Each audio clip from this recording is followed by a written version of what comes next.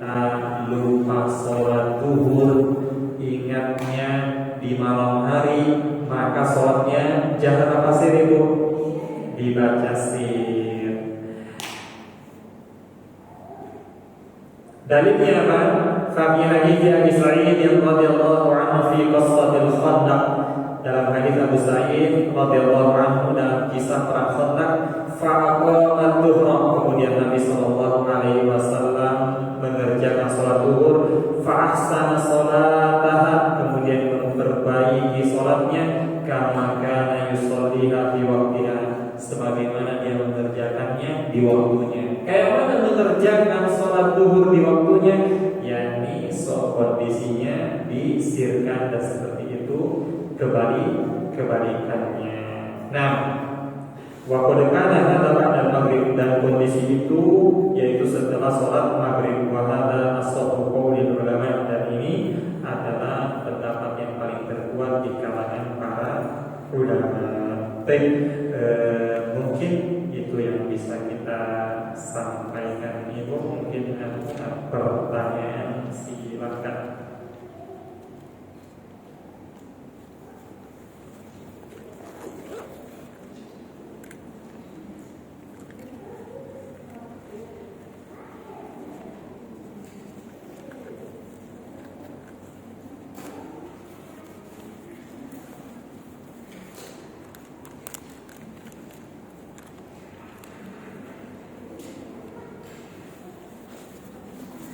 Tidak ada? Bismillah. Mohon izin bertanya, semoga Allah senantiasa menjaga Ustaz beserta keluarga. Mohon izin bertanya Ustaz, terkait dengan manakah yang lebih utama bagi orang yang memiliki uzur dikarenakan sakit. Nah, sakitnya itu yang katakan sakit berat begitu Ustaz. Sakit berat, namun dia masih sadar ya. Nah, apakah dia mengerjakan sholat tepat pada waktunya dengan semampunya, atau dia mengkodok sholatnya hingga nanti dia agak sehat begitu, atau agak ringan rasa sakitnya begitu? Jasa Allah. Bagaimana dengan orang yang sakit berat, yang semoga ini yang dimaksud oleh penanya, yang kalau sekiranya dia sholat selalu tepat pada waktunya, maka ini cukup memberatkannya. Tapi sekiranya dia mengqadha, itu dia mendapati ada sedikit keringanan seperti itu. Mana yang lebih afdol bagi dia? Memang asalnya ibu sholat itu dikerjakan pada waktunya, dan tidak boleh keluar daripada waktu tersebut kecuali ada uzur syar'i. Tidak boleh keluar daripada uzur syar'i. Dan sehingga apa yang menghalangi? Kalau sakitnya itu sampai menghilangkan kesadarannya, ya kita tunggu dia sampai sadar. Tapi kalau hanya berat, minta tolong ibu seperti apa gambarannya, sehingga kalau dikodok dirinya ibu. Mungkin dijamak dari maksudnya ibu. Kalau yang dimaksud menjamak, ya, di antara alasan kenapa sholat dijamak diantaranya adalah sakit, boleh dijamak tapi jangan dikosor kalau kondisinya sakit ibu. Tapi kalau mengqadha, mungkin bisa ngasih gambaran ibu.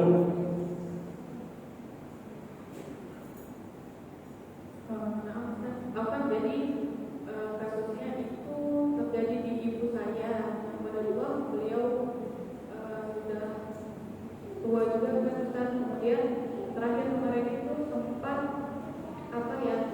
baru pertama kali juga beliau kayak mengalami semacam tiba-tiba kondisinya drop gitu kan Ustaz. Habis itu kayak semacam agak lupa gitu Ustaz.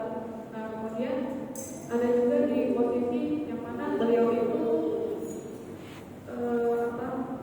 menahan sakit yang sangat begitu Ustaz. Nah di situ kan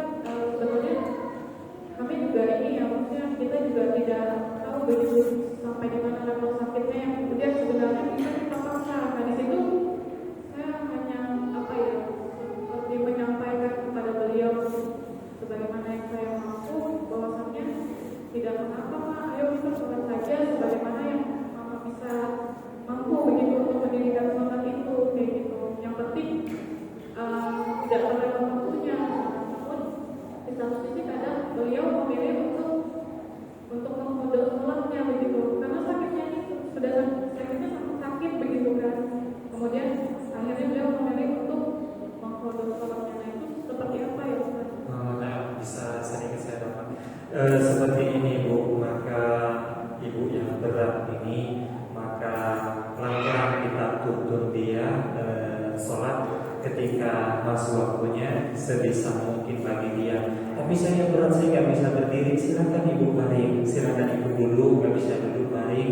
Bahkan seandainya ibu cuma bisa baring, nggak bisa bergerak sama sekali badannya, bisa ibu cukup dengan isyarat mata ibu aja. Itu yang diberikan rukhsah di dalam agama kita, kiri kanan bagi ibu. Itu yang harus ibu lakukan, daripada ibu harus keluar waktu sholatnya hanya karena ingin bisa berdiri misalkan atau bisa duduk sempurna. Tidak, dia kerjakan di kondisinya itu ibu. Kenapa? Sebagaimana penjelasan tadi, waktu sholat adalah awqatu faraidi sholat, waktu atau kewajiban sholat yang paling ditekankan. Jadi tadi perlahan-lahan ibu, perlahan-lahan kita ajarkan atau bimbing daripada orang tua kita tersebut. Kita ingatkan sholat ini ibu gak boleh keluar dari waktunya, sekalipun kondisi kita itu bisanya seperti itu. Udah kita sholat seperti itu ibu, sholat seperti kondisinya tersebut. Dimotivasi. Terkadang ibu itu dia rela untuk mengkodok. Kenapa? Karena menurut dia ya kalau nggak berdiri ya kurang afdol lah, kalau nggak duduk ya kurang afdol daripada baring. Enggak, itu jauh lebih ditekankan ibu daripada hanya sekedar berdiri ataupun duduk. Jelas ibu? Nah, jadi dituntun ibu tersebut. Allah Ta'ala. Ada yang lain ibu?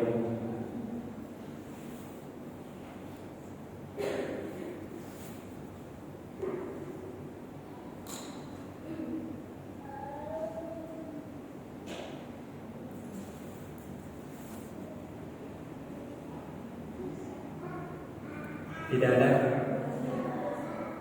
Bismillah, apa Ustaz yang bertanya? Semisalnya Ustaz, kita ini sudah selesai masa haid,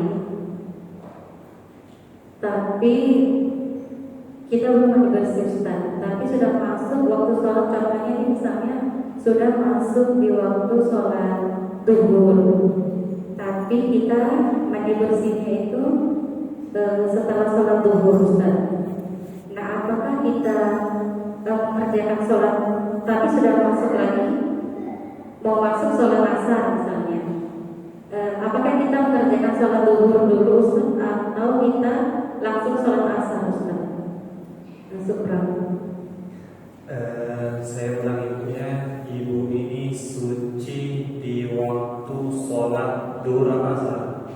Zuhur Ustaz. Zuhur sucinya, cuma konsekuensi ketika dia mandi janabah atau mandi suci itu sampai masuk waktu sholat asar. Apakah wajib dia ngerjain sholat duhur tersebut seperti itu? Seperti itu. Maka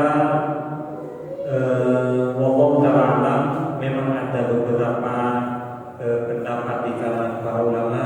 Bahkan ada yang berpendapat ibu, sekiranya seseorang wanita itu suci di waktu asar, maka dia tetap wajib mengerjakan sholat duhur dan asar tersebut. Terlebih lagi tadi ibu sucinya atau sudah sucinya hanya saja termakan waktu mandi, maka lebih berhati-hati dia mengerjain sholat duhur kemudian asar. Wallahu ta'ala a'lam. Nah,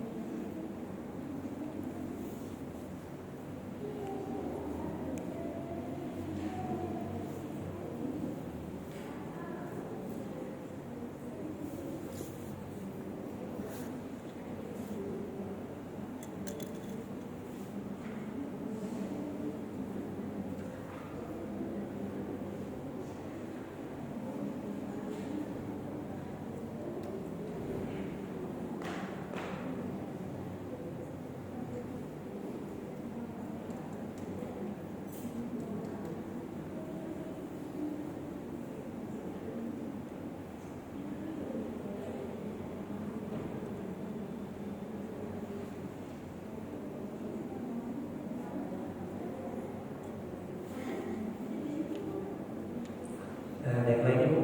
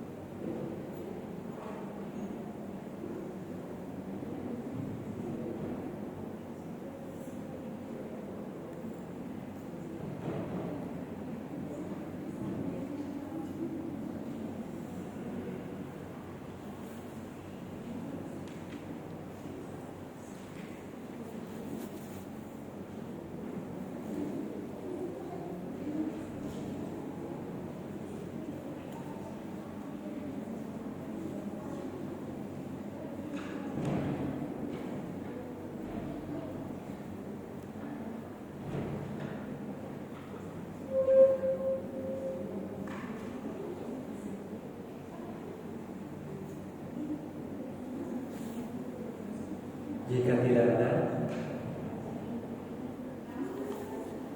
jika tidak ada maka kita cukupkan, kurang dan lebihnya mohon dimaafkan. Semoga Allah Subhanahu wa taala mudahkan kita mengamalkan apa yang telah kita pelajari.